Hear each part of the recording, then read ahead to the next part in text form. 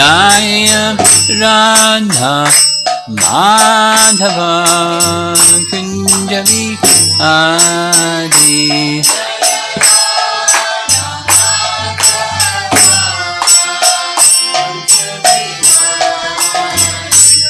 Gopi Jana Balabha Girivara Dadi.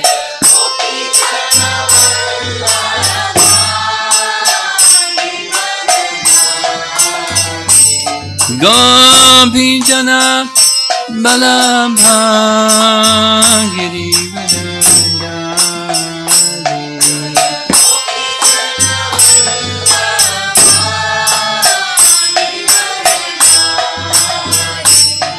Yasodhanandana Brajachanandana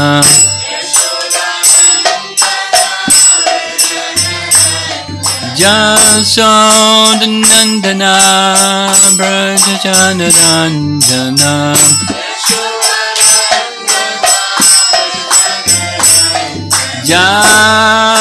Jamunatira Bhalachadi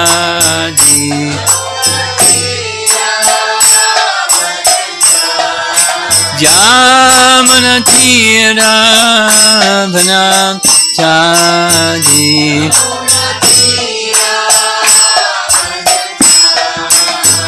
Jaya Radha Madhava Kunjabi Adi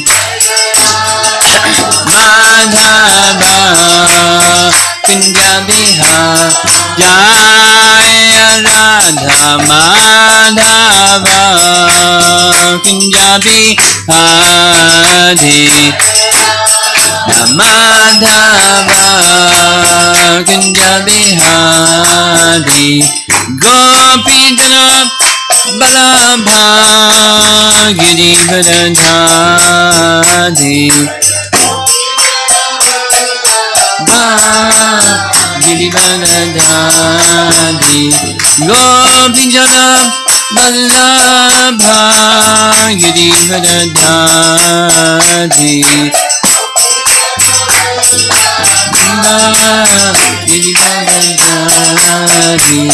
Yasodhanandana Brajanandana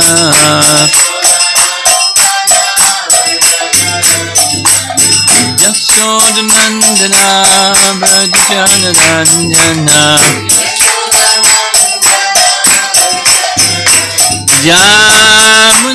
Jamunatira Bhalachadi Jamunatira Bhalachadi Jaya Radha Madhava Kunja Bihari Madhava Kunja Bihari Jaya Radha Kunja Bihari Madhava Kunja Bihari Gaur Premanandi Srila Prabhupada ki. Leave the light on, okay? Leave it on. Not off on or off on. No! No, Navya. Light should be on. Okay? Please, Navya. Okay, good. Come down. Come down, beta. Please.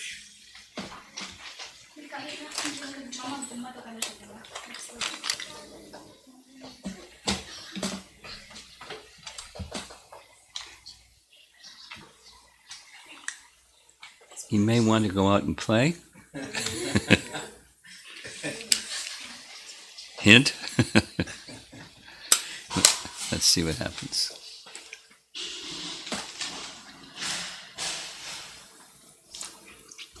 Okay. Well, there's a lot of pages here. The topic for this evening is we discussed this a little bit, but now we're going to go into a little bit more. This is Jamunacharya, who's the spiritual master of Ramanujacharya, gave teachings on Ramayana. You know what is Ramayana? Yeah, What is it?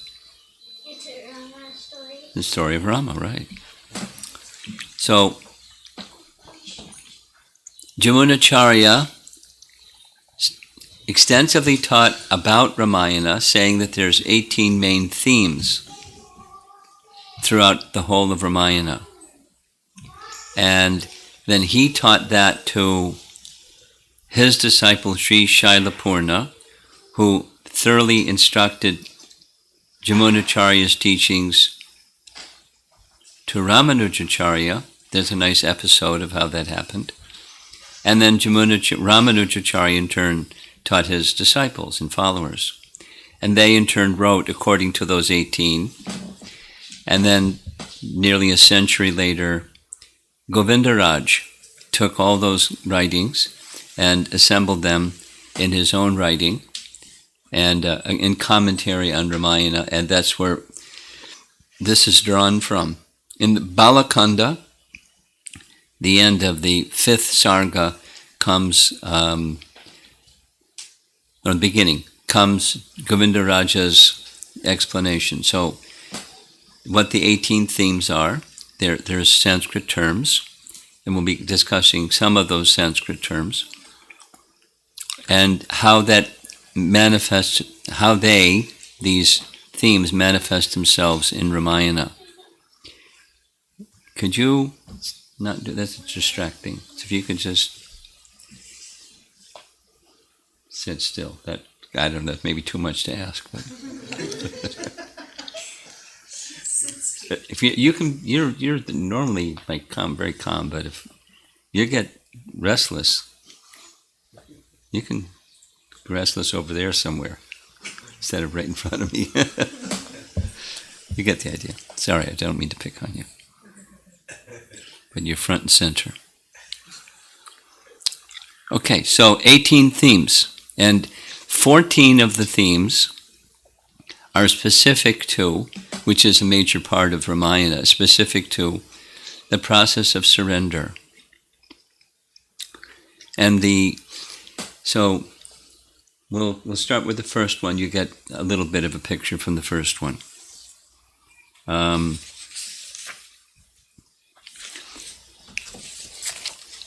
We have in ISKCON, we have a reference about surrender. Let's see if some of you know what that reference to surrender is. There's 6 limbs of surrender found in Nectar Devotion, and taught extensively also by Bhaktivinoda Thakur in the songs. Sharanagati. That's not just his term, that's a term that Vaishnavas in general use. Sharanagati. So, from Padma Purana, there's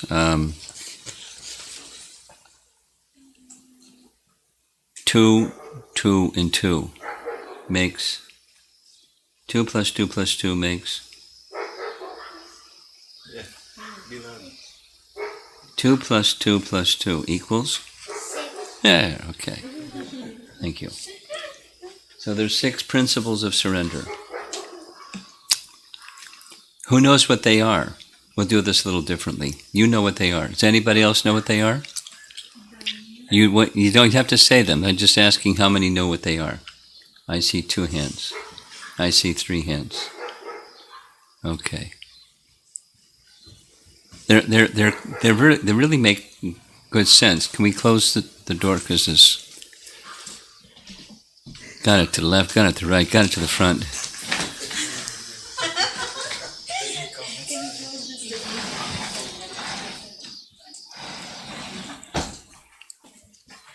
Woof woof. You hear the word surrender and he starts barking.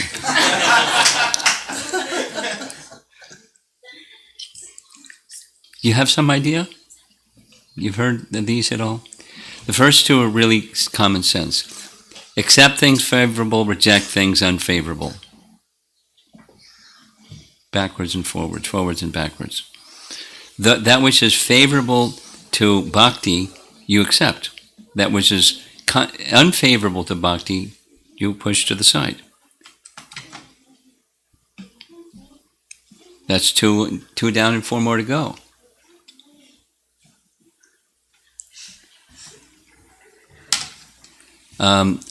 So here's another one that's kind of very obvious. Protection. There's 4 animal propensities, and the strongest of them: eating, sleeping, mating, and defending. So those who are surrendered to the personality of Godhead, they look to the personality of Godhead for protection. Raksha, protection. Rakshishititi vishvaso. And then maintenance. We look to the Lord for maintenance. Doesn't mean we're lazy, but He is ultimately our maintainer. So that's 4. Only 2 left. What are the 2 that are left? What are one of the 2 that's left? Humility. Humility. Dainya. Or karpanye is another Sanskrit term. Humility. You can't surrender if you're not humble. So if you're humble, it makes it easier to surrender. The final one?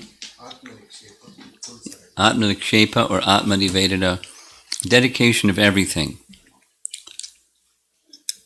So during our discussions about Ramayana, we heard the name of one person. Relief. For the kids, they don't have to sit here and be restless. So, who is the person in Ramayana who symbolizes or demonstrated full surrender? You know. Hanuman he was fully surrendered, but the one that came to Vibhishan. He makes this declaration. When Ram accepts him, he then makes the declaration, my wealth, my home, my everything, it's yours to be used in your service. And he followed through with his words. That's how he lived his life.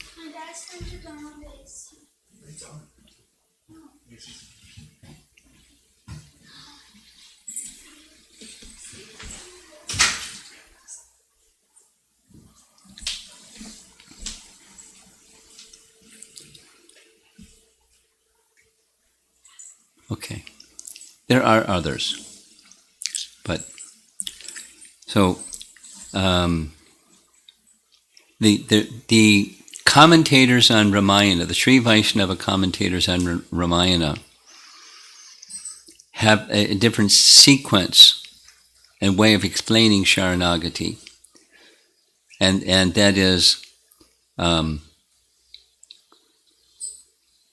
read. The sambandha of the living entities, sambandha, relationship, they are eternal servants. That's their explanation of sambandha. And then the prayojana is being engaged in that devotional service. And then so the abhideya, the process, is the process of surrender. Sambandha abhideya prayojana. I'll do it again. Who we are in relation to the Lord is we're His servants. The mature stage of that is we're engaged in His service. And the bridge to get there, the means to get there, is Saranagati. So, their understanding is Ramayana is a treatise taking the teachings of Sharanagati and putting it in life, in the pastimes, in Ramayana. Our understanding goes like this. The understanding given by Rupa Goswami and the followers of Lord Chaitanya. Sambandha is the relationship of all things with the source of emanation. Abhideya is acting within that relationship of all things, especially the living entities, in relation to the source.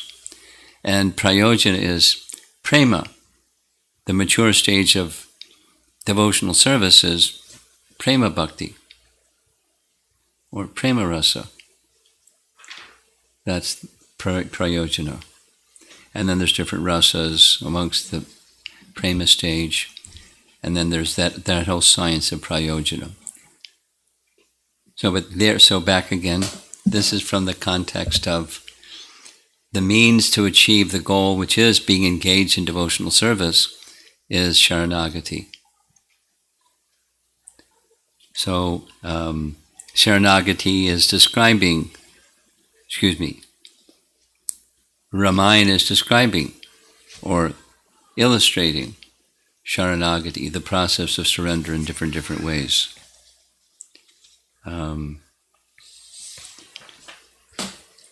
Now, how does that fit with our Gaudiya tradition? The Gaudiya tradition says we'll take two resources.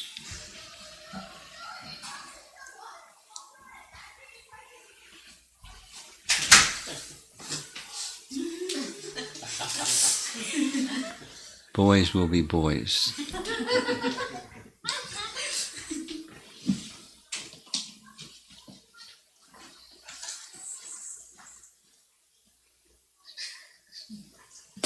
Okay. Sanatana Goswami and Bhaktivinoda Thakur, those are two authorities, acharyas, that touch this topic of Sharanagati.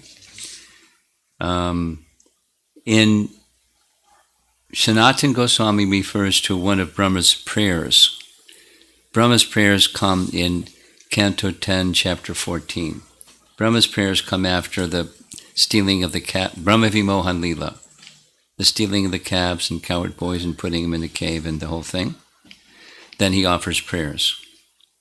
So in his prayers, text number 8 is this tate nukampam susamikshimano. This is taking full shelter of the personality of Godhead. That's our, Sanatana Goswami refers to it as one of our Bhagavatam teachings on the importance of taking shelter of the personality of Godhead. Regardless of what's going on in the world that's ever changing, something that provides, it epitomizes taking shelter is what Brahma says in that prayer. Whatever's going on, you don't invest yourself in problem solving with what's going on. You keep your consciousness focused on taking shelter of the personality of Godhead, knowing that by so doing, you'll go back to Godhead. You inherit the kingdom of the person unto whom you're surrendering. That's the kingdom of God. You don't become like, put it in your pocket. You got the title on the kingdom of God in your vault or something. But it means you're connected to the personality of Godhead eternally. You're passing through the temporary, keeping focused on the eternal, in the mood of taking shelter. And then you can deal with whatever the temporary that comes, happiness and distress and the mix. Stay fixed on the personality of Godhead. It's essential. According to Sanatana Goswami, in his writings, this is one of his celebrated writings is Brihat Bhagavatamrita. So it's illuminated there or elaborated there. And I'm going to just read something from Bhaktivinoda Thakur. He makes a connection between faith and Sharanagati. So listen, it's nice. The firm faith one develops after hearing topics of Hari from the mouth of saintly persons is called Shraddha. As soon as Shraddha is awakened, a little bit of Sharanagati also is awakened. Yes? So faith, and there's some submission proportionate to. As soon as both Shraddha and Sharanagati are almost the same,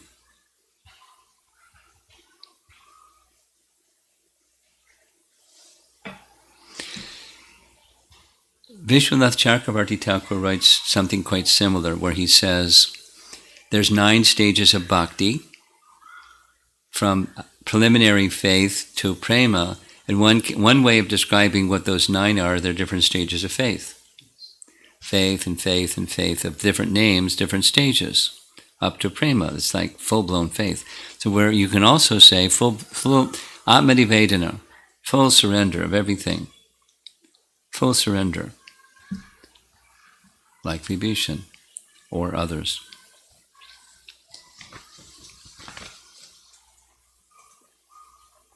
Now here's his commentary on Nectar Devotion, specific this Anukul Yasya Sankalpa. Those are elements of surrender or Sharanagati. The acceptance of that which is favorable and the rejection of that which is unfavorable, Anukul Yasya Sankalpa, Pratikul Yasya Varjanam, are not direct limbs or angas of Shuddha Bhakti. What are they if they're not limbs? Rather, they are aspects of faith, which is characterized by surrender, which in turn bestows qualifications for bhakti. So let's do that one again, because we're just, this is the context as Ramayana teaches Sharanagati. This is Bhaktivinoda Thakur's elaborating. When you hear topics of Krishna from good sources, then some faith in Krishna arises. And as that faith arises, then some surrender to Krishna arises. And that surrender is bhakti. And that is a limb of bhakti. That surrender is a limb of bhakti. And faith is not directly a limb of Shuddha Bhakti, but it brings about or is characterized by Sharanagati, which bestows bhakti or qualification for bhakti. Having firm faith in the scripture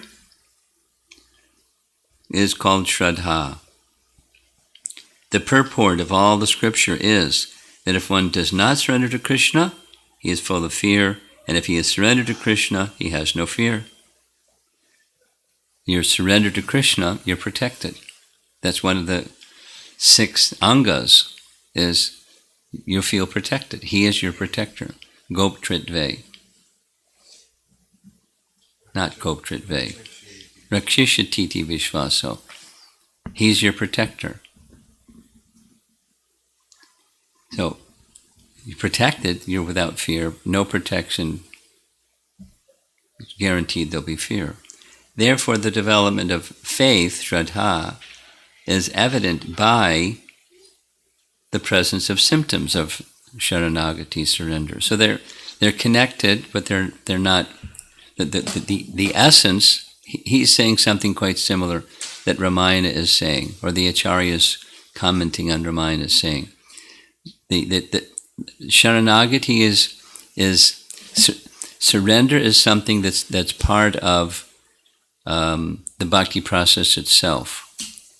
It's nourished by hearing about Krishna, which gives rise to faith, which is symptomized by surrender.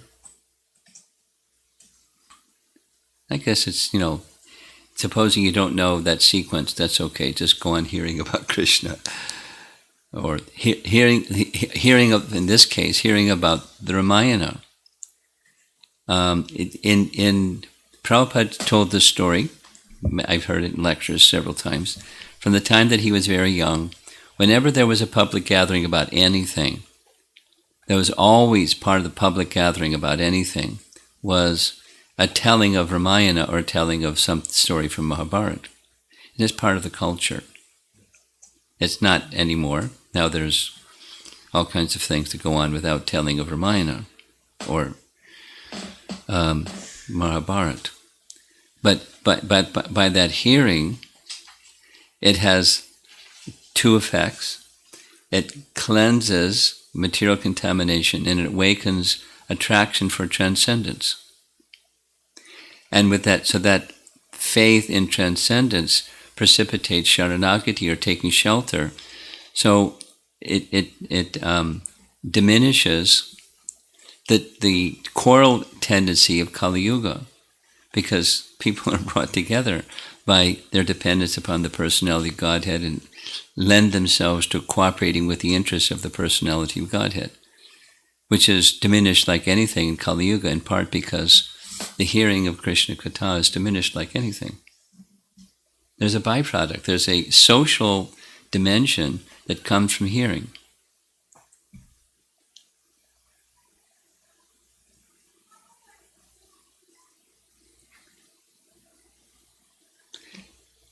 Aside from the social dimension, there's faith. And with faith comes surrender, in the sense of being protected, not having to be an animal protecting yourself. So, that's the first of, let's see how far we get, but the items of surrender. Ramayana is a treatise explaining the process of surrender, sharanagati.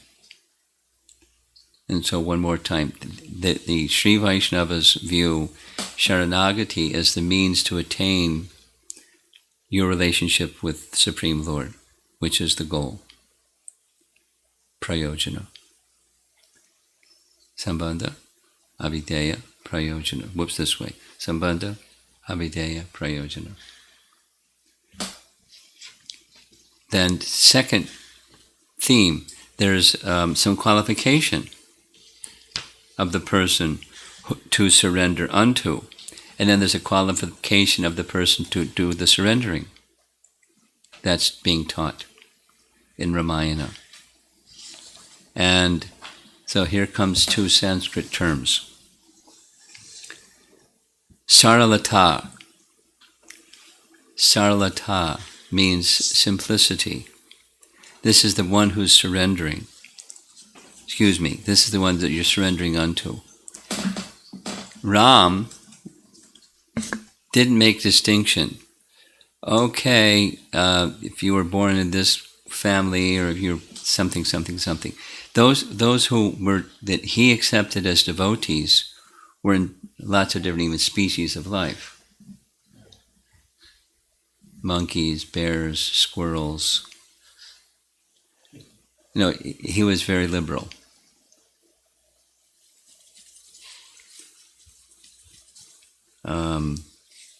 Irrespective of background. So simplicity, shelter of anyone, giving shelter to anyone. Now that's not normally how we think of simplicity, but not looking at external qualifications. This is one of the classics is Vibhishan. When Vibhishan came, he had enough culture and presence to not just like push his way. He, according to Ramayana, he stayed hovering in the air with his four ministers, who were like himself, righteous, noble, and standing by virtue. So he said, ask Ram if he's willing to accept me. I want to surrender to him. Now kings would accept somebody's surrender anyways. That's just the nature of a king.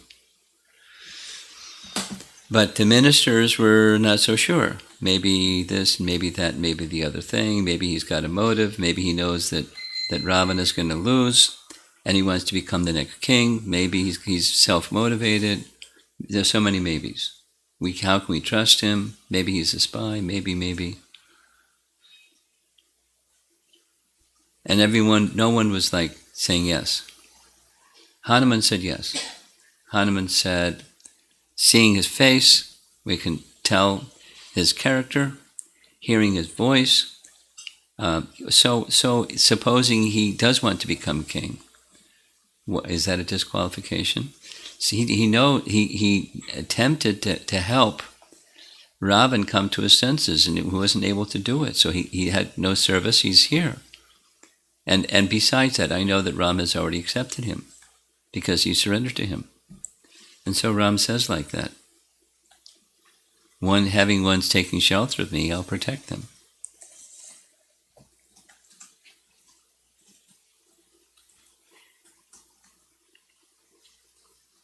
Let's read what it says. Lord Ram said, the seeker of refuge, Sharanagata, that's the one who wants shelter in me, need not feel friendly towards the protector, nor express friendship in word or conduct. He need not be endowed with all the excellences that the doctrine of refuge demands of the seeker. It is quite enough that the Sharanagata should join his palms in prayer as a gesture of surrender. Grace descends on him, and at once all sorrow falls away. Even if one does not join the palms in prayer, it is enough if one announces that one is helpless and needs help, or if one utters the words that sound like prayer. Even if these three elements are absent, turning in the direction of the Savior is enough. Let the supplicant be our direct foe, yet we may not harm him. It is quite enough if the surrender of self is made to me but once. Even then, it is not ordinary to express it in word or by act. Submission with the mind will do. Let a man but think once, I am yours. Service to you is my sole reward. This prayer is enough. I shall then stand between him and any evil that threatens from any being. This is my pledge, never and in no circumstance to be broken. This gift of fearlessness I give to those who come to him who seeks refuge in me. If Ravana himself were to come to me, and without restoring Sita, pray for my protection, I am prepared to grant it to him. If this is not Vibhishan but Ravana in disguise, even then I would give him sanctuary. That's Saralata. So then it goes into Jatayu, Guha, Sugriva, and many others. That's his Saralata. So that's one of the teachings of Ramayana, that the person to surrender to is one who is open like that, without the material qualification, just this mood of submission and surrender. And the second, according to the Sri Vaishnava Acharyas, is Shakti, or I guess it's principally Jamunacharya. Shakti, he has the power to give protection. He doesn't just say and doesn't protect, but he has the power. He has the intention and has the power. Those are persons to surrender unto. Here's an example. When Vibhishan approached Lord Ram said, let this Rakshasa be the most wicked, or let him be virtuous. Either way, what can he do to me? This is Ram about Vibhishan. Do you think that he can do any harm to me, or to anyone that has taken refuge in me, or to anyone that has taken refuge in such a devotee? I can destroy all the Rakshasas on earth, and also all the Danavas, Yakshas, Pishachas, and all the other creatures merely with the tip of my little finger, if I so choose. I need no weapons. The other fingers, I don't need their help either. Just a little finger, just a tip of my little finger. What to speak of these puny Rakshasas in Lanka? The thought of slaying them has not yet entered my mind. When it does, these Rakshasas will no more be seen. That's an example of Shakti. Or, when he killed the demons in the Dandak forest, the 14,000, or the demons in his sojourn with Vishwamitra indicate his unparalleled Shakti. So he has the means to give protection. So there's Sarlata and Shakti. That's the one who's giving shelter.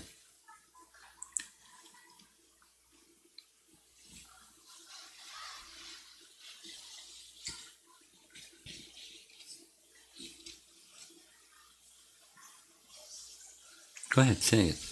Whatever you need to do.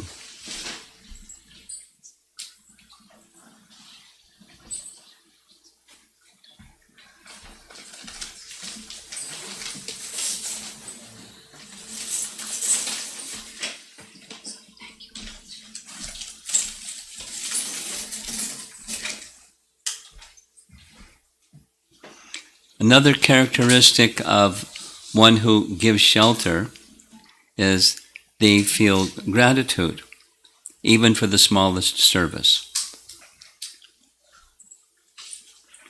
Another characteristic of a person worthy of taking shelter is they keep their word.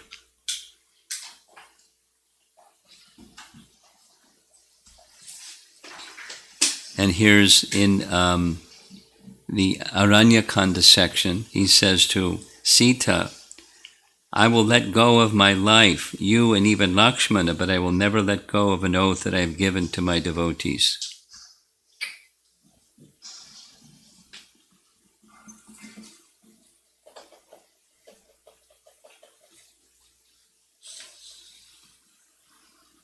This is not at all clear.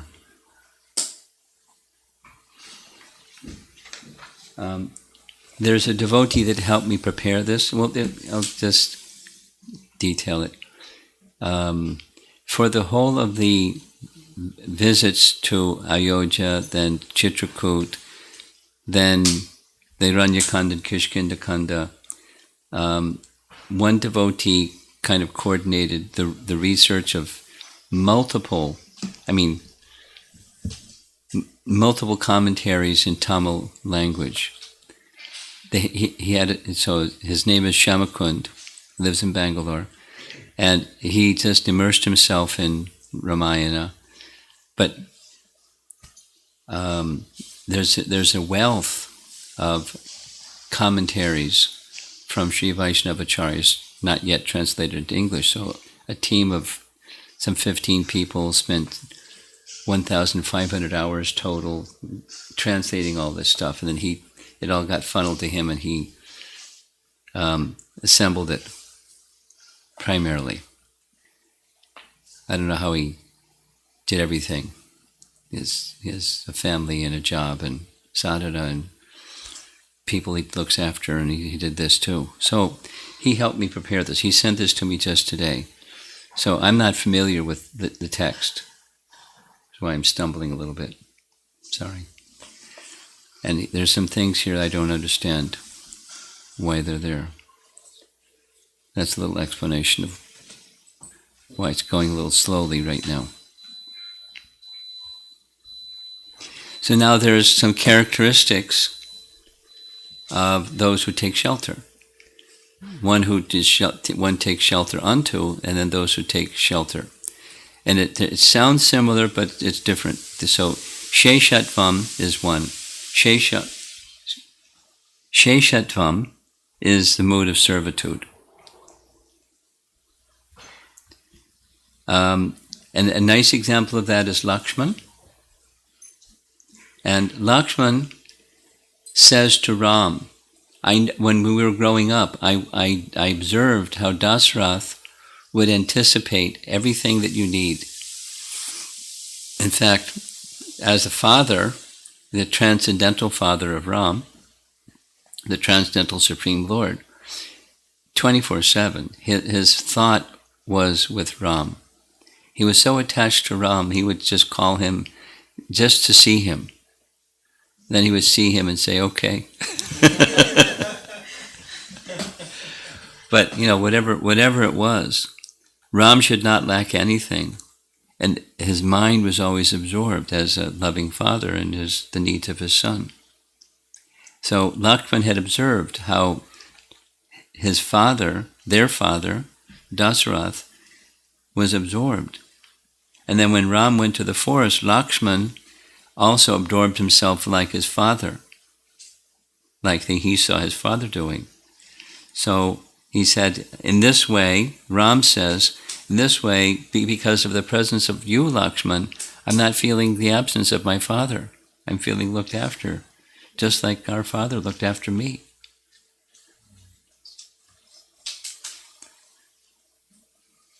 So it's the mood of a servant is not just waiting.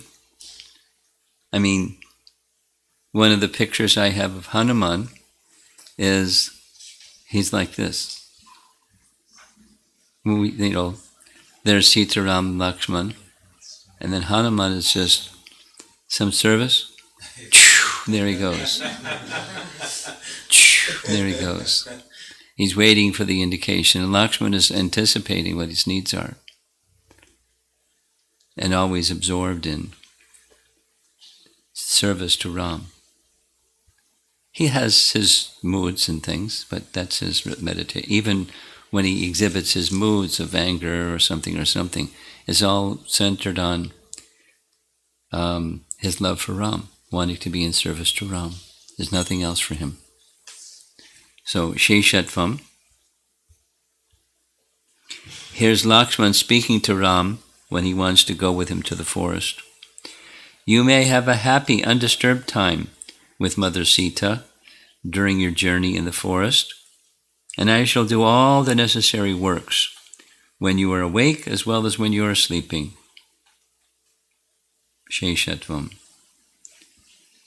And this is a living entity's relationship with the Supreme Personality of Godhead.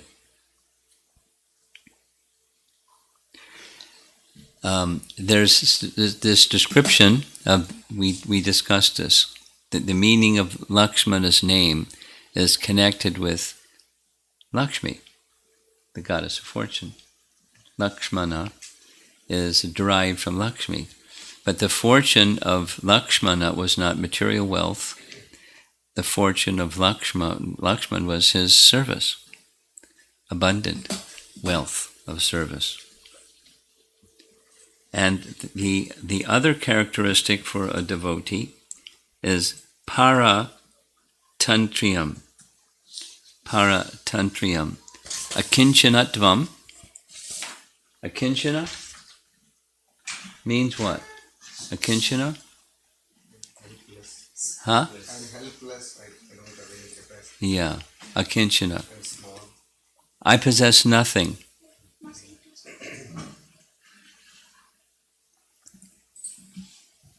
But then the opposite, ananya gatitvam.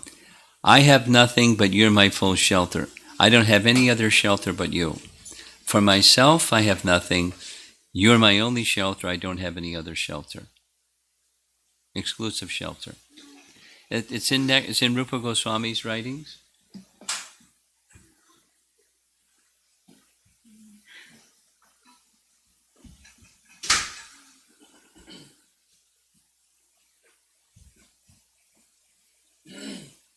Bhakti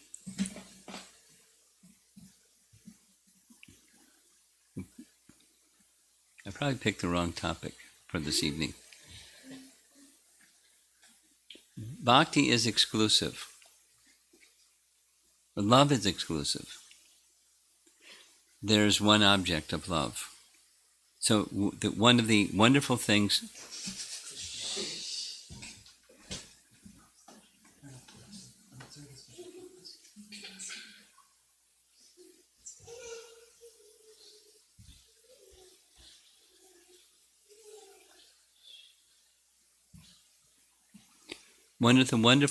about love for Krishna is, because everything comes from Krishna. If one exclusively takes shelter in Krishna, there's love for all of what's of Krishna. Universal love comes from love for Krishna, but love for Krishna is exclusive. There isn't another object that's the source of everything. There's only one entity, one person that's the source of everything else. So when Ananya Gati Tvam, Gati means goal or destination, Gati. Gatitvam is having the quality of goal or destination. Ananya Gatitvam, there is no other goal or destination. And I have no other shelter. Akinchana Tvam. So I'm just going to read. Both Vibhishan and Bharata particularly exhibited these qualities. The mood of a servant, or the mood of servitude, should be such that one should not identify with one's pleasure as different from that of the Lord's pleasure. So we've been hearing several times, when Sita desired something on her own interest, apart from the interest of Ram, the deer. Oh, Ram, look at that deer. Can you get it for me? I'd like to be the enjoyer of that object. So, for the surrendered soul, there isn't some interest other than the Supreme Lord's service. I mean, it's in Ramayana, and it's in our life of devotion. It's to come once again to that stage. We'll say, in the associates of the personality of Godhead, because we've been spending so much time with Krishna in Vrindavan, the Brijbasis, they don't know anything else. They don't want to know anything else. They do all the varieties of activity in life are part of their life. They do this and that and the other. They have families. They have occupations. They do things, and there's only one thing in all of that. Like there's a nice description is those that were not Yashoda and Nanda. They did their household duties totally enraptured in thought of Krishna. Of course, they had the wives, for example. They had their husbands, they had their children. But to them, Krishna was everything for them. They had more affection for Krishna than their own children, which is not normal. You have more affection for your children. You may have affection for others. In Vrindavan, the affection is to Krishna. So as they were doing their duties, cleaning, cooking, this and that, it's to make it nice for Krishna, because Krishna may come. Or Shabari, she was just absorbed. She was following the instruction of her preceptor to do this, but she was just absorbed in anticipating Ram may come today, and did that for years. Who knows how many years? Every day. Full anticipation. Everything must be very clean, everything this, everything that, in anticipation of Ram may come. My teacher said he'll come, so he'll come. Maybe today is the day. Who knows? Maybe today Krishna will walk through the door. Who knows? Or maybe today when I'm doing my chanting, I'll actually hear the sound of Krishna's name properly, and that'll be manifest in my heart. The eagerness, so that's the characteristic of one who is surrendering.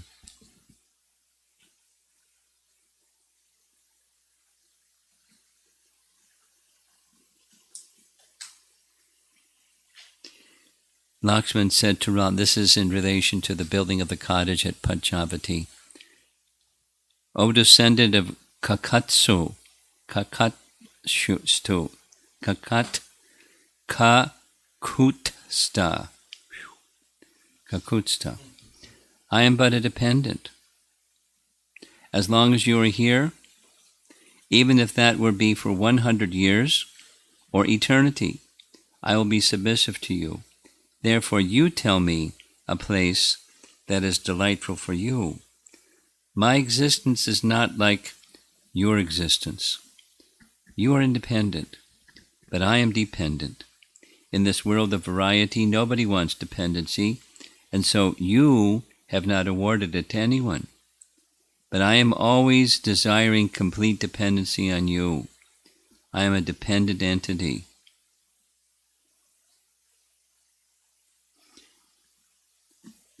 Dependent entity doesn't mean you don't have free will and feelings and all of everything that's human emotion. But that sense of full dependency, that's the Sharanagata person. And it's extreme, but it's that one of the indications that I really appreciated in reading all these commentaries from 10th Canto is the residents of Vrindavan are entitled to be residents of Vrindavan because of the degree of absorption they have, the intensity of absorption they have in their particular mood of love for Krishna. So different for different personalities, but the intensity of their love is insuperable. There's nothing like it anywhere.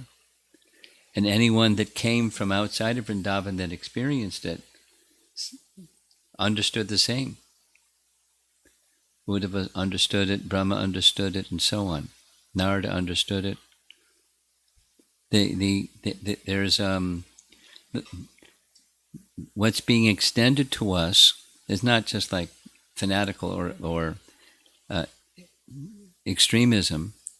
It's a maturity and degree of love that's so full and so rich that even others that have achieved love of God are moved to the point of their complete humility, wanted to take birth in whatever. So some particle of dust from the feet of these residents of Vrindavan can touch my head, and I can be benedicted by the dust from their feet.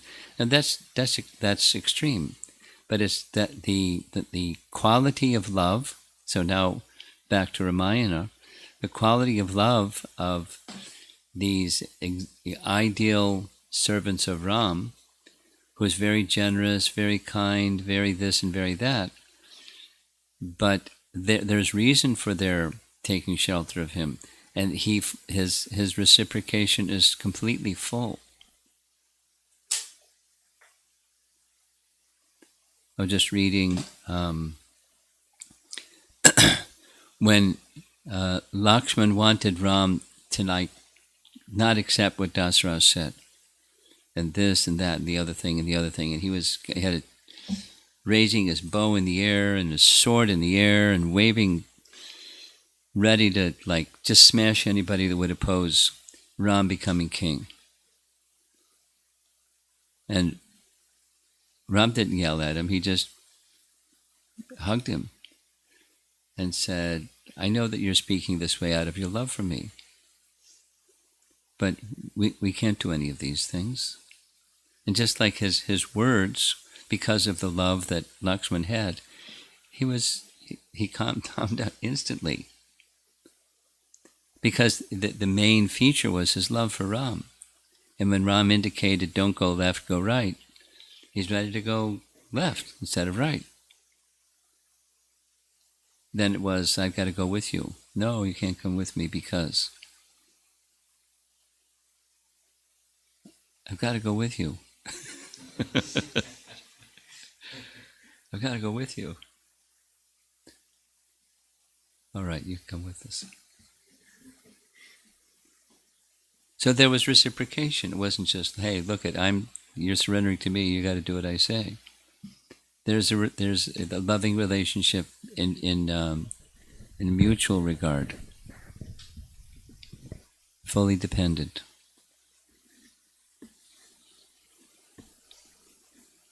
The Lord is always fully independent, whereas all the jivas, for all stretches of time, place, and circumstance, are fully dependent on the Supreme Lord. But because the living entity considers himself to be the independent doer of things, it leads to ignorance.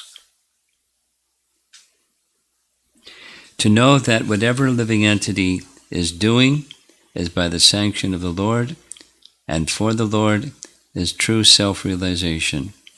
So, Lakshman, in one sense, he's playing the part of one who has that mood, but in fact he has that mood.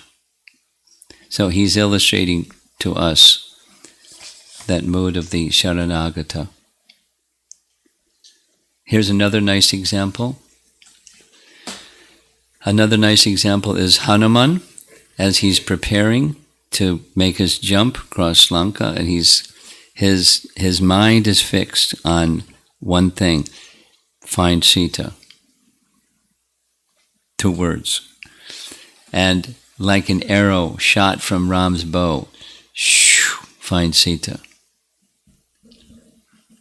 Just like an arrow released by Raghava would fly, I too will proceed with the speed of the wind to reach Lanka, ruled by Ravana.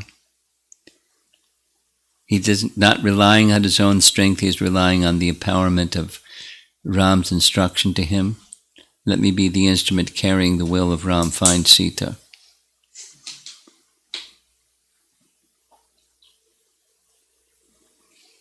Those are nice words, and how to internalize those nice words.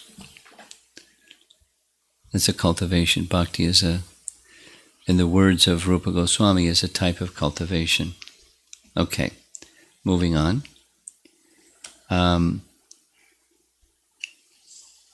Yearning for the goal is another feature of Sharanagati, and the classic here is Shabari. She wanted to be with her guru, Sage Matanga, when he left this world. He wanted to go with her. She wanted to go with him. And he said, not now, you can come and join later.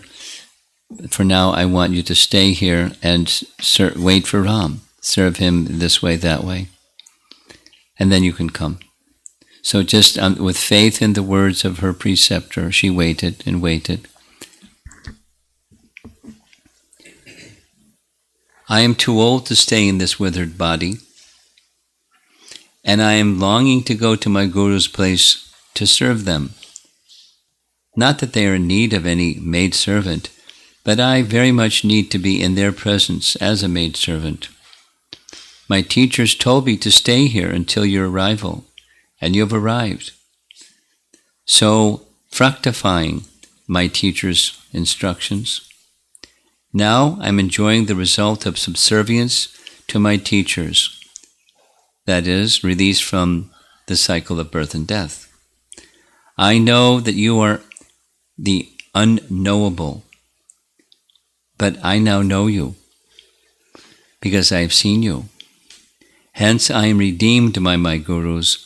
This is the result of my good fortune of serving faithfully my teachers. So that the instruction here is faithful service to preceptors helps bring one to the position of receiving the fullness of the ultimate shelter is mercy. As part of the science or the system of surrender.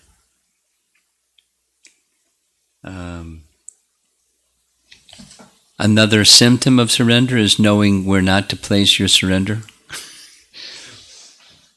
Keeping your distance from unwholesome association. A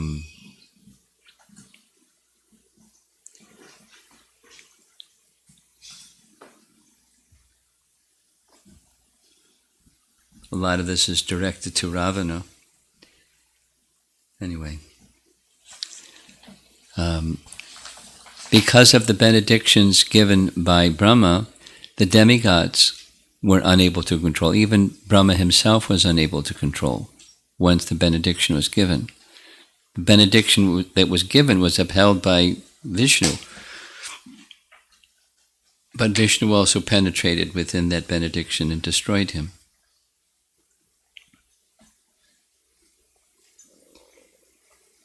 Anyway, I'm not so clear on this. Well, yeah, here's one that's clear. When we discussed about Vibhishan, I'm thinking I'm going to have to spend a lot of time on this topic, because this topic is meant to be kind of like an introductory topic to the whole session. People, you all have some idea of these personalities. The audience in front of me, the Chinese devotees, they really don't have an idea. So it's all completely new.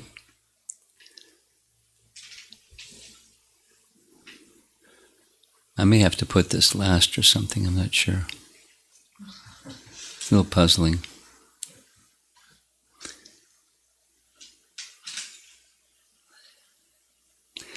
Anyway, when we were discussing about Vibhishan, how did he maintain his Krishna consciousness? How did he maintain his strength of bhakti in that place? Now, Sita, she's the goddess of fortune, but she was tormented terribly. But he grew up there. Vibhishan spent his whole life in that place with bad people, Rakshasa people, terrible people. And his elder brother, who he was by culture looking up to, and wouldn't heed any good advice. And so how did he keep it together without association? Is a question that has come up. Well, one of the things that we learned about Vibhishan in his youth is he studied the scriptures very carefully. His father was an exalted personality, super personality. And from his father he learned the scripture. So that was within him. And that was his protection. And his good wife was also a good devotee, and that was the primary association he had. He and his good wife and the teachings from his father. And that kept him going. But he knew to not take shelter. He did not become influenced by Ravana's association. He tried his best, something similar to Vidura, tried his best to help persuade Dhritarashtra and Duryodhana and others to abide by virtue. He wasn't able to be successful. So at a certain point he left. So the same time at a certain point Vibhishan left. So knowing where to not place your receiving association. There's this other point here about Maricha. Maricha came to the point of understanding, we discussed this the other day. Maricha came to the point of understanding not exactly that Ram was the personality of Godhead, although he explained, he's as powerful as Vishnu. Didn't say he was Vishnu. He's as powerful as Vishnu. Ravan, don't mess. But he didn't have Vishnu Bhakti, or Ram Bhakti. And he didn't have Ram Bhakti because he didn't have any association of devotees. Vibhishan had dissociation. Sugriva was also very fearful, but Sugriva had association of Hanuman. And so he was able to take shelter of friendship and service to Ram.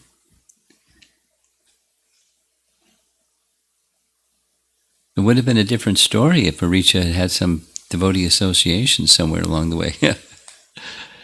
The story would have been different.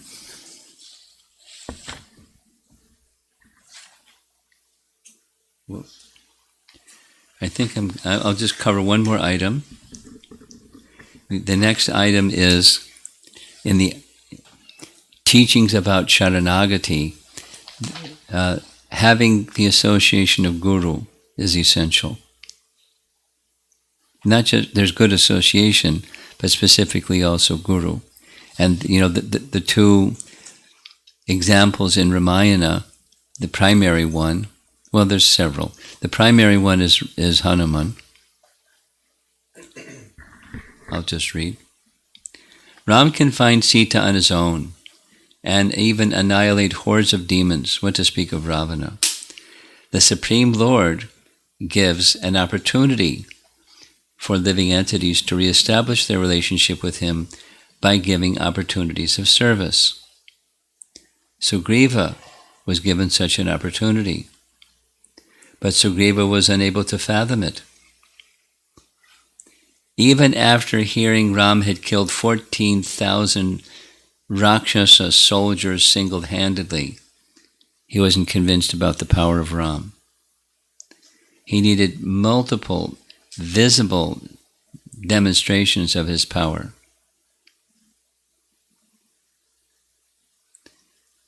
Conditioned souls don't easily recognize the way the Supreme Lord is assisting them in their journey, and they have multiple apprehensions about the Supreme Lord. On the other hand, Hanuman, as the Guru, reposes faith on the Supreme Lord after having his darshan just once. That was it. He didn't display anything, just being in his presence. Hanuman as the Guru, it took an acharya like Hanuman to present the Lord and the value of his service to Sugriva.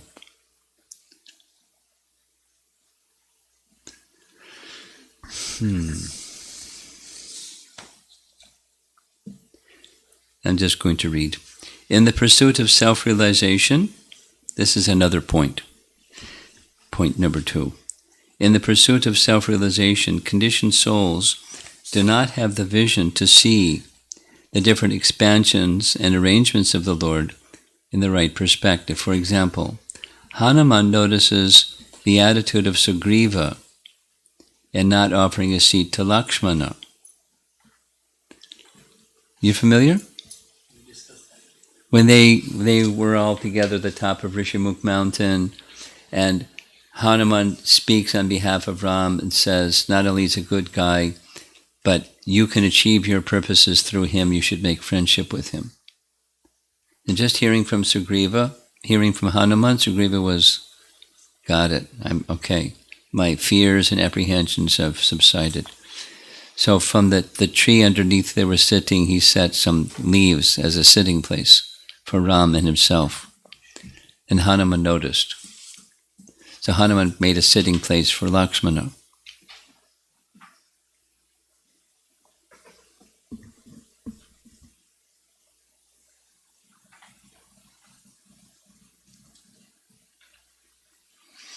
This pastime indicates that Ramayana is indicating to us to observe the activities of the acharya to progress in spiritual life. Sugriva would have to learn this lesson the hard way later when he is taught to respect Lakshmana after his defeat to Vali.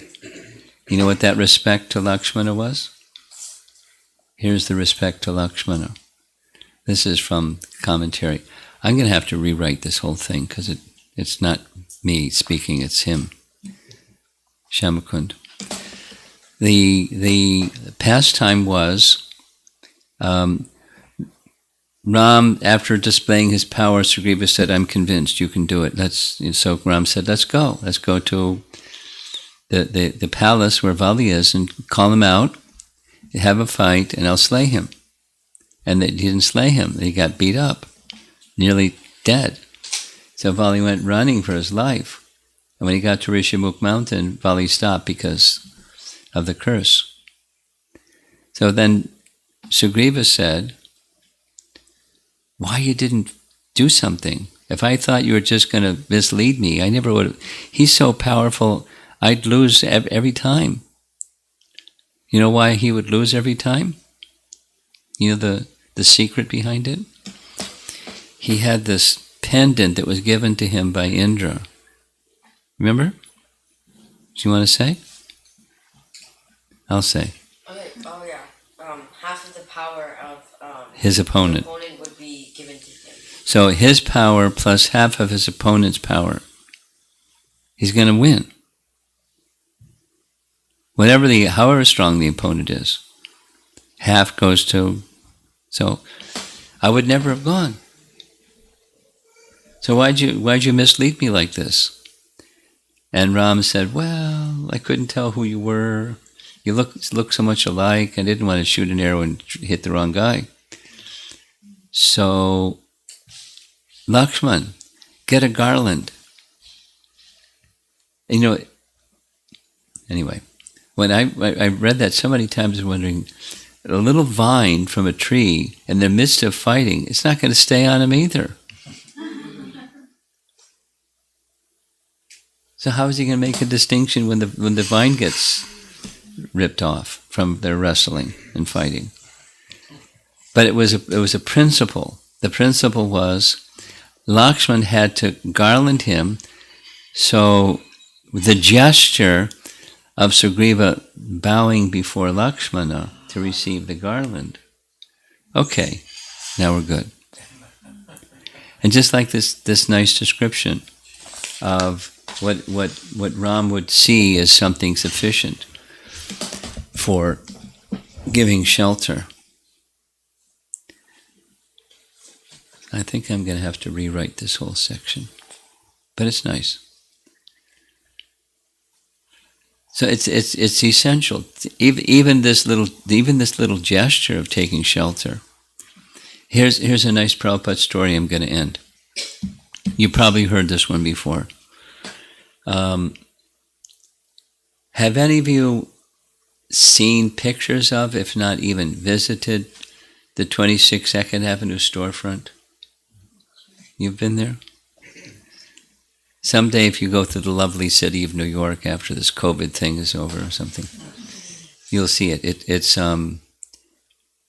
looks like a subway car shape. It's long and narrow. It's not lovely by any stretch of the imagination. It's very, very simple. And on the far end is the door, and the back end is a window. And right next to the window, there's a little miniature bathroom, just like a sink and toilet, and that's it. And so Prabhupada sat at the far end, and people would come in at the doorway end. And there's a storefront window on that side, and it's just walls, and it's a subway car kind of shape. So Prabhupada was. He'd lead kirtan and give a class, and everyone would be assembled. And one day, a drunken man came stumbling. He smelled like, a skunk, and went stumbling through the devotees. And the devotees were wanting to stop the man, and Prabhupada let him continue. And he pulled out of a bag some rolls of toilet paper, and put some rolls of toilet paper on the toilet and went stumbling back out. And it turns out that, that man had received prasadam from the devotees, and he wanted to do something to reciprocate. So his reciprocation was bring some toilet paper. And Prabhupada, so the devotees were restless. Satsrup Maharaj told the story. They were that guy disrupted Prabhupada's class. And Prabhupada said, no, his devotional service has begun.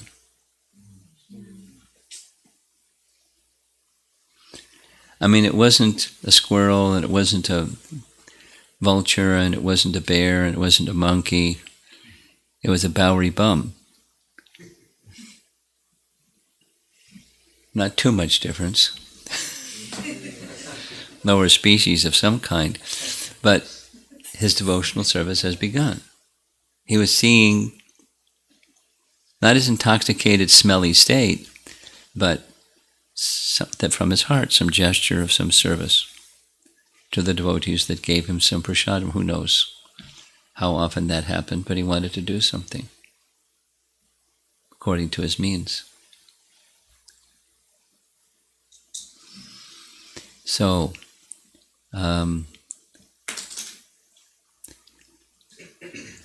It's been nice spending the evening with you, learning that I really need to rewrite this. So it speaks my words, not Shamkun's words. I'm sure when he speaks, we had this experience during our visit to, it was in Pandharpur actually.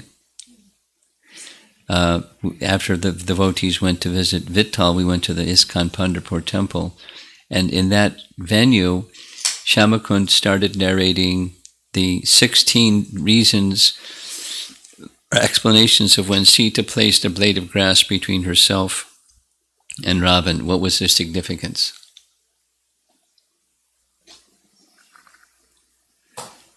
And everyone loved it.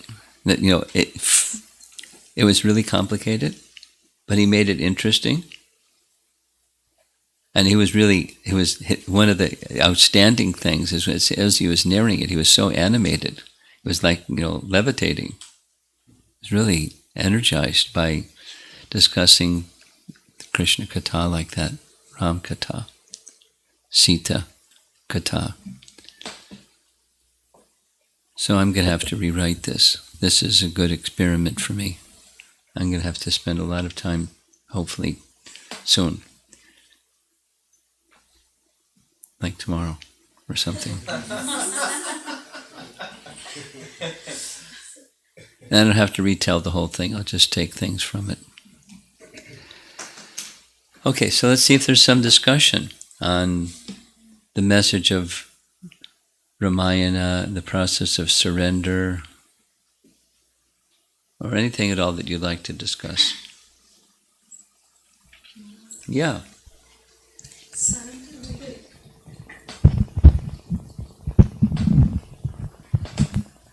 While you were speaking about the process of surrender, I was thinking surrender to the Lord, like, doing deity service, that makes sense. Yes. But on a daily basis, like, what does surrender mean to us? Like, one is chanting, definitely, but on an... Well, the surrender is not the behavior, it's the mood of the behavior. And you use X, Y, Z. You go to the kitchen, you go to the marketplace to buy some vegetables, you're cleaning the house, you're, helping your son with his math assignment or, whatever it is. Do you do that sometimes? Yeah. She finishes his assignments.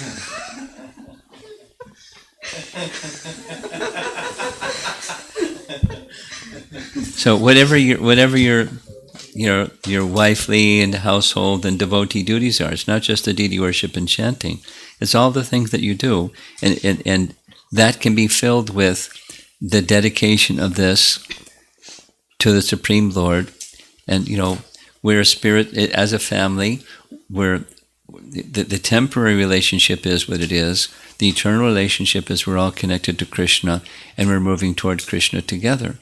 And there's different parts of moving toward Krishna together. It could be all those things mentioned and more. So the Sharanagati is all those things, and it's the mood of doing those things for the pleasure of, and dependent upon the Supreme Lord to do it nicely. And then, and the necessary qualities and characteristics and culture that goes with a life of devotion.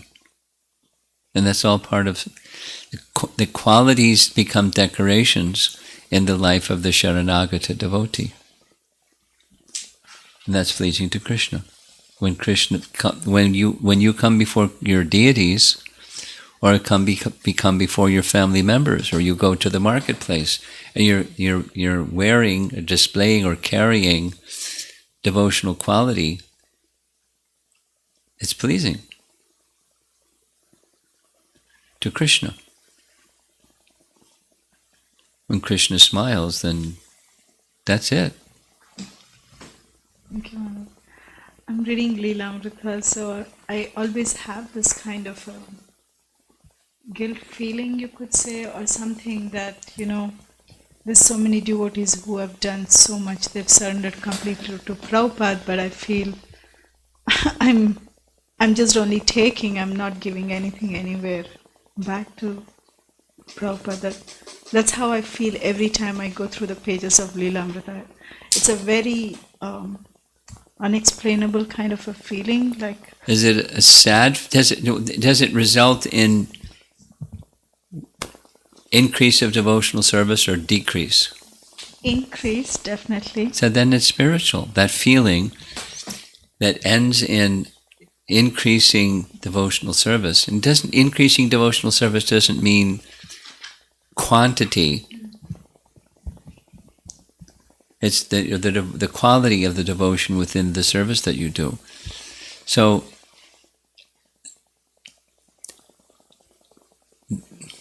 there's spiritual humility and there's material humility. And from what your answer is, then it's a spiritual humility. That's good. And so you're not King Kong. That's okay. You're who you are. And Krishna accepts. He accepts the service of the Ram accepts the servants of the squirrel. And Krishna is accepting your service as a little jiva, doing what you do. So the interest of Krishna goes to the quality of the devotion, not the quantity of what you're doing. When the quality of devotion is there, the way that you serve others will be carried forward by Krishna himself. That is to say, those who your life intersects with will be elevated, and then those who elevate others will elevate others, just by the quality of your Krishna bhakti. So, in this stage of your life, you have your primary circle of service, your husband and your son, and that's your service. You do it nicely, and the stage will come where, if the foundation is developed, you'll then have more discretionary time to do other things and expand your service in that way. But for now, make the foundation very strong, the quality of bhakti very strong, so that when circumstances adjust, you're ready to do what opportunity Krishna gives you. That's like, quantitative expansion. And, Grihastha life certainly has that dimension. It's purification time for taking desires and bringing them to the spiritual position, as much as I can or we can together as a family. And that's your responsibility at this stage of your life.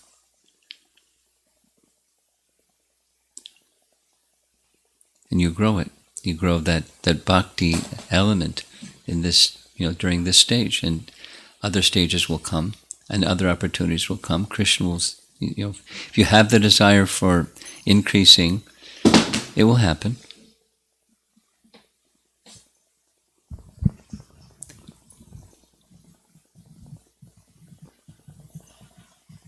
One of the practical things, two of the practical things, is reading with ladies and parenting discussions with others who are parents.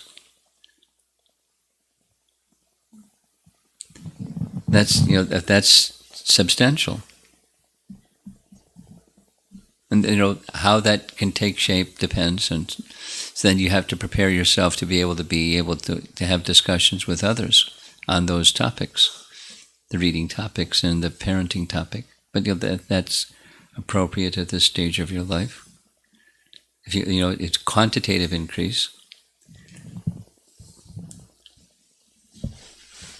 and it's so if it's small, that's quite okay. Do it in a quality way. Then it's big.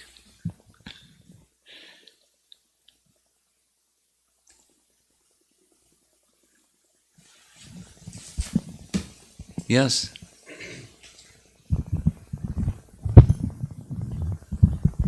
Guru Maharaj, can you please repeat the Abhideya process for, you said it is different for the Gaudiya Sampradaya, but it's different for Sri Sampradaya.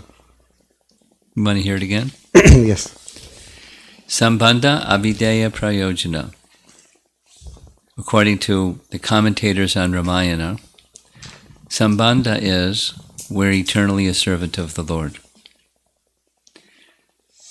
The Prayojana is we're engaged in service to the Lord. The means to engage in service to the Lord is the Sharanagati process. That's the Abhideya, from their perspective. And our Abhideya from the Gaudiya Sampradaya is the Bhakti process. Yes. Where everything has a relationship, we and everything has a relationship with the source. To engage in activities in relation to the source, ourselves and things, that's Abhideya. The Bhakti process is the Abhideya. And the Prayojana is the fruit of that devotional process. Prema, Prayojana. Okay? So in that, one question comes, Guru Maharaj, is there are two processes that can lead to the goal? No. I mean, one is bhakti, another is... No. That's just, it's a model or a paradigm to look at the scripture. You can look at it through this lens, you can look at it through that lens. Okay?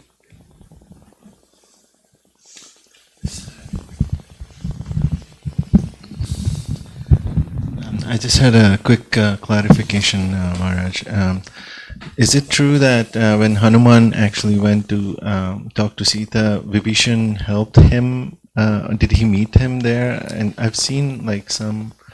There is one, I was curious about the same thing, because I saw a painting of Hanuman looking like a Brahmana, because he could change shapes, at the door of Vibhishan when he first went.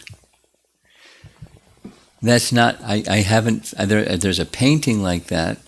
I haven't found it in any of the renderings of Ramayana that I've come across. But it must be in one of the renderings of Ramayana. But it's not standard.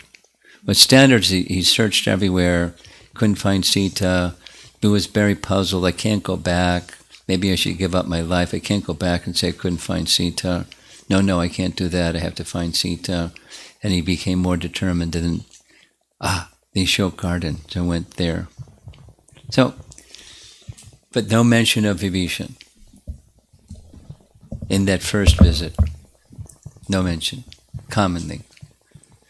Does that answer your question? Yeah, I was just wondering if he met him already, like when Vibhishan came, like Hanuman knew Vibhishan, who he was, and if he had met him and if he had helped him There's already. no indication that he already met him, because but when he first came in for landing, he introduced himself by name. So apparently it was known. I mean, with the Bhagavatam, it's much crisper. With Ramayana, there's so many versions. It's hard, So Valmiki is the gold standard, but then there's so many other versions that are also accepted by Vaishnavas as proper renderings of Ramayana. So the exact language would require going to the Sanskrit and saying in the Valmiki Ramayana, did he introduce himself, and how did your question is, did he recognize him? Had he seen him before? How did he know he's who he is? So he must have made some introduction. I'm Vibhishan, brother of Ravan. I've come to take shelter of Ram. Please ask him if he will accept me. So some kind of little introduction like that, but no indication that he saw him before. But one of the things that Hanuman was good at doing is just, as he says, reading the face. That face is the index to the mind. So by seeing his face and by hearing his voice, I can understand about his character. I trust him. He's worthy of our trust.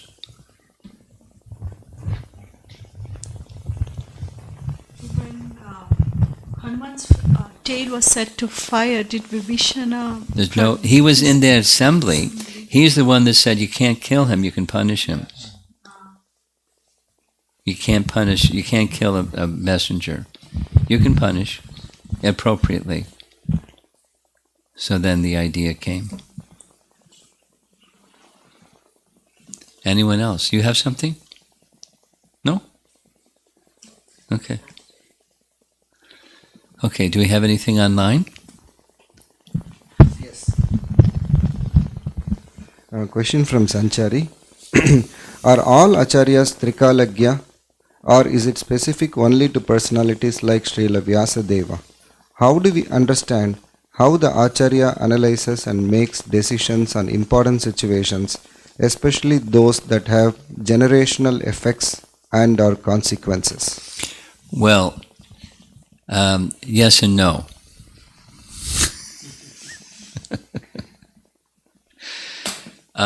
It's not I'm a card-carrying Trikalagya Acharya.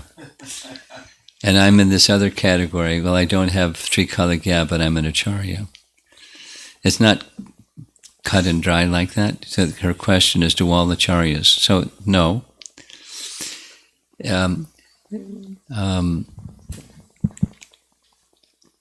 Jayadvaita Swami, let's take Srila Prabhupada as an Acharya.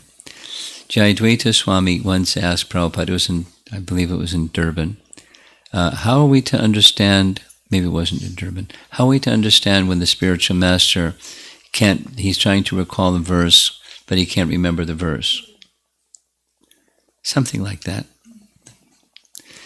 And Prabhupada's answer was that spiritual master is not omniscient.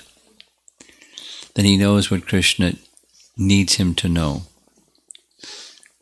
That's what the Acharya is.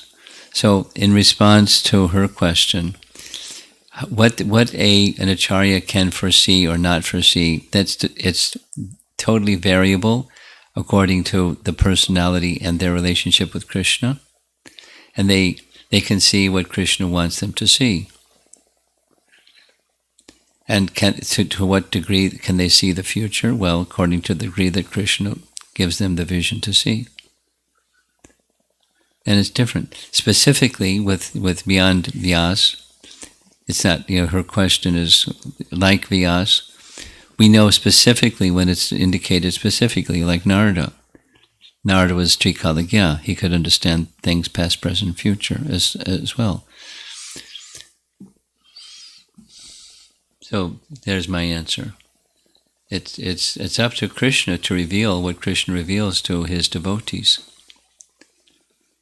Worldly events or otherworldly events, Krishna reveals what he wants to reveal. The Acharya is one who's fully dependent on Krishna to reveal what Krishna wants to reveal. And that's the relationship of an Acharya to Krishna. This question is from Preeti Mataji, Preeti Srinivasan. Thanks for this wonderful series on the Ramayana personalities and Sharanagati. After Maricha was killed by Rama, was he liberated? Yes. What do the Acharyas comment on that? Yes, he was liberated. Yes. Question from Atulya Mataji. In very difficult circumstances, like someone bullying or emotionally attacking. He called Ram's name. Lakshman, Sita's name. Go ahead. Atulya's question. In very difficult circumstances, like someone bullying or emotionally attacking.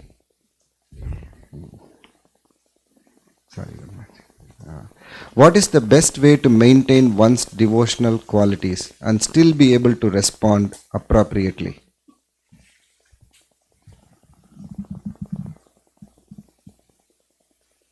There's more?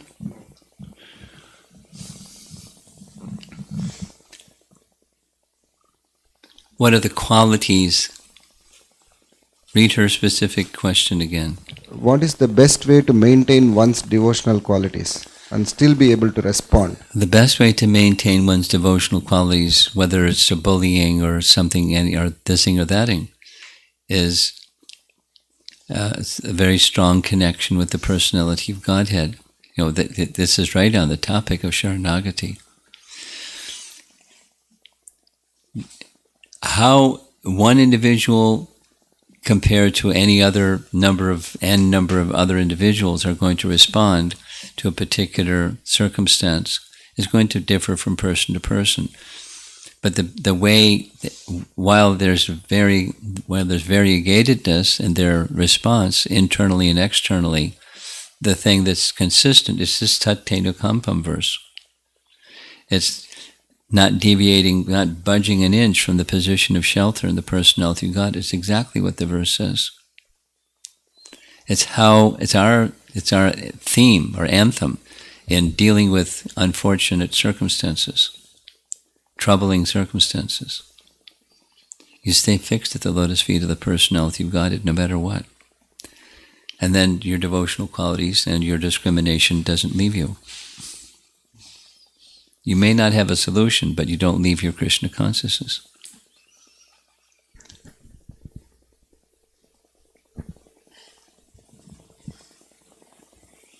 Another question from Preeti Mataji. Is it that the connection between the offering of a seat and later garlanding Sugriva by Lakshman mentioned in Sri Vaishnava commentaries? Could you please confirm? Yes.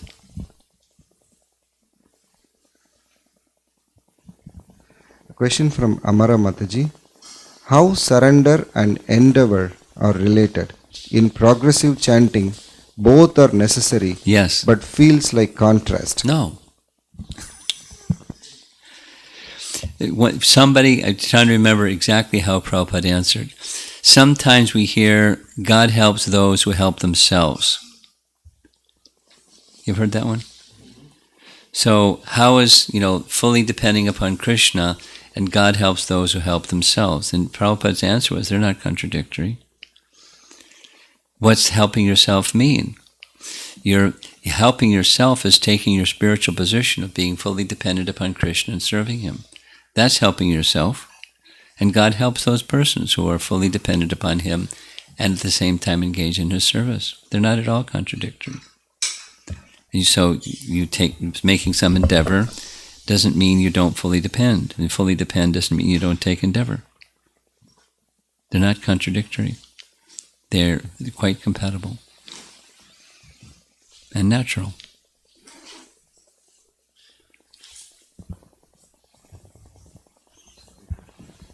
Don't think this is a question. Sri Ram, correct madam, he is Shyamakund Prabhu, right? Yeah, Shamkund. So he says, replying to Romapada Swami live page, according to Ramanuja's commentary. This is Shamkund speaking? Yes. Yeah, he is. Sending a text message? Yes. What time is it in India? Huh? 6:30, right? 6:30, 6:40. Okay. Should I read it? Yeah, go ahead. I'm interested. According to Ramanuja's commentary, the relinquishment of dharmas corresponds to relinquishing expiatory rites that are meant to overcome the result of previous sinful activities.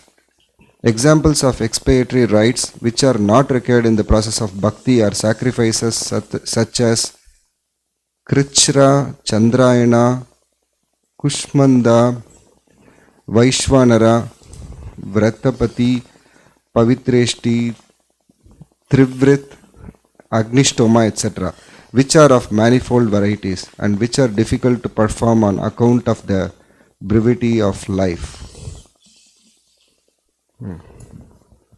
I don't know. I don't either.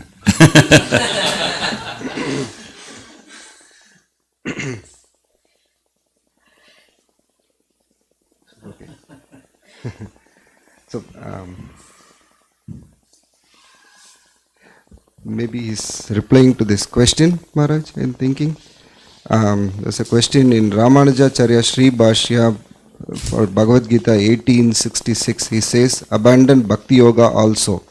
How do we understand that? Relinquishing all dharmas means the complete abandonment of the notion of agency, proprietorship, results, etc. in the practice of karma, jnana and bhakti yogas, which are the means for attaining the highest good when done as divine service. maybe he's answering to that. So He's giving an answer to that question. yeah. Some people ask that question. He provided the answer before he provided the question. No, the question was there.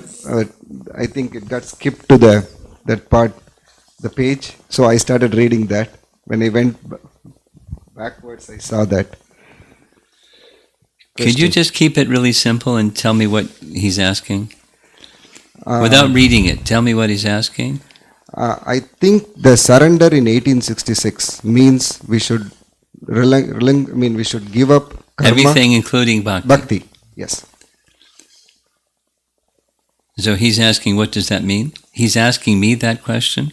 The question is asked by someone in the group, but I think Shyamakund Prabhu is replying to that question. Is what my understanding is. Okay, fantastic.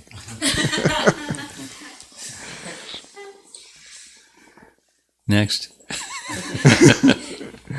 This question is from Radhika.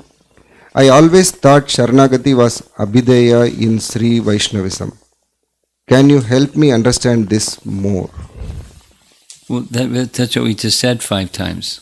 So the answer is, you're right. That's it.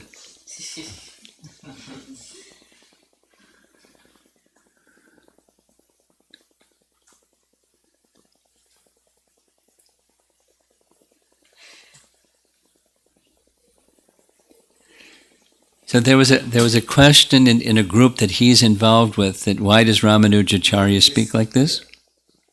Here, Guru Maharaj, there is a question. In this forum that... Which forum? The live, your live page is live. Somebody raised that question in the live forum. Yes, And then he gave an answer in the live forum. yes. Okay, so you read the answer first. Yes, because the page went there, so I just thought it's a Okay. question. Okay. So I may be asked that question in the future. You can send me what his answer is. Yes, Guru Maharaj. Well, one more question I missed. For a sadhana bhakta, which stage of bhakti out of 9 defines complete surrender? Which one? Which stage of bhakti, like Adav Shraddha to Prema, defines complete surrender? Well, there are 2 different models. The one model is the stages of bhakti, and the other model is the limbs or angas of surrender. So one can have full surrender in any one of the stages of bhakti.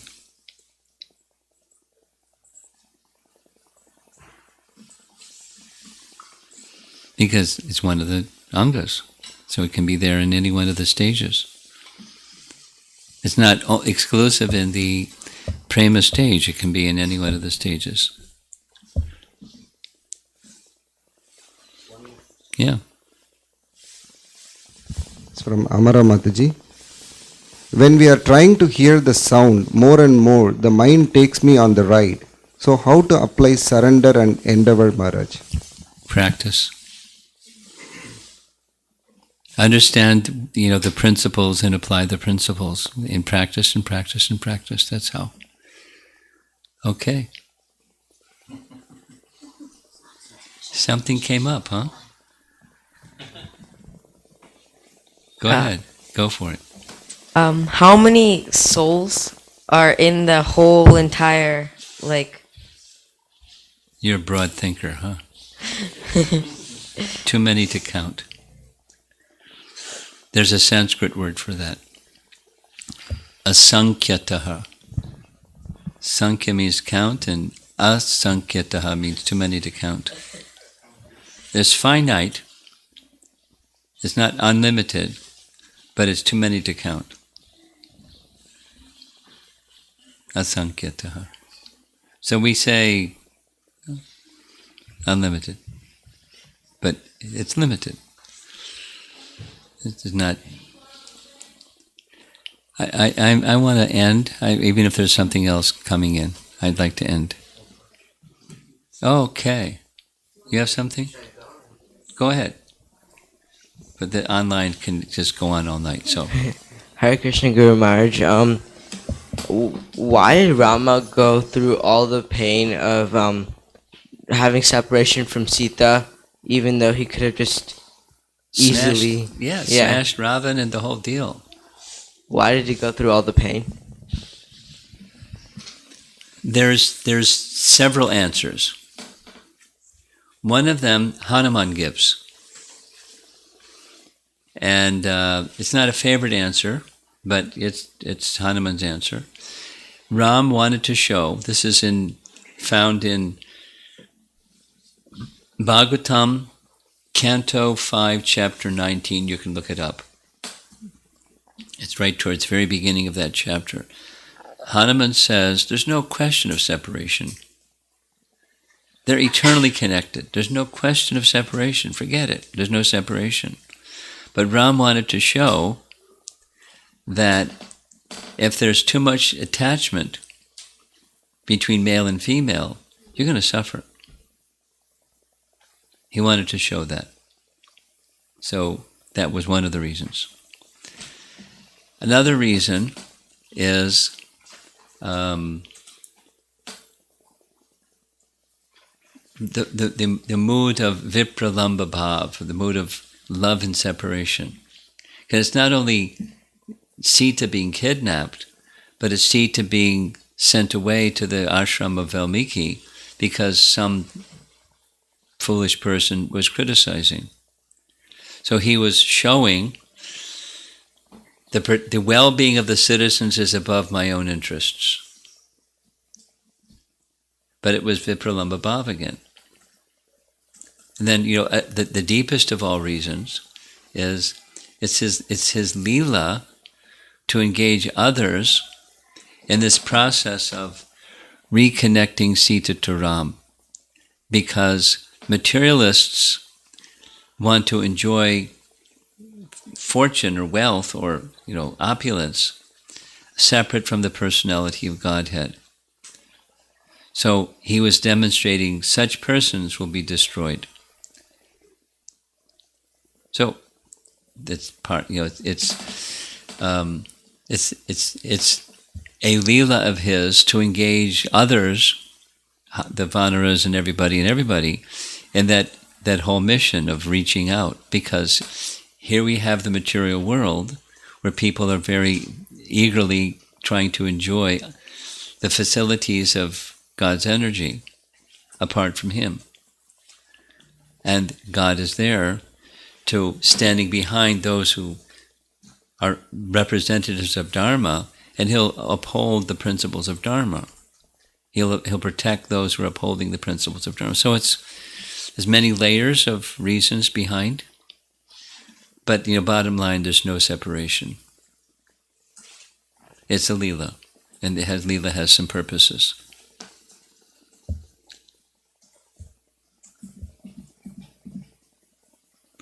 Okay.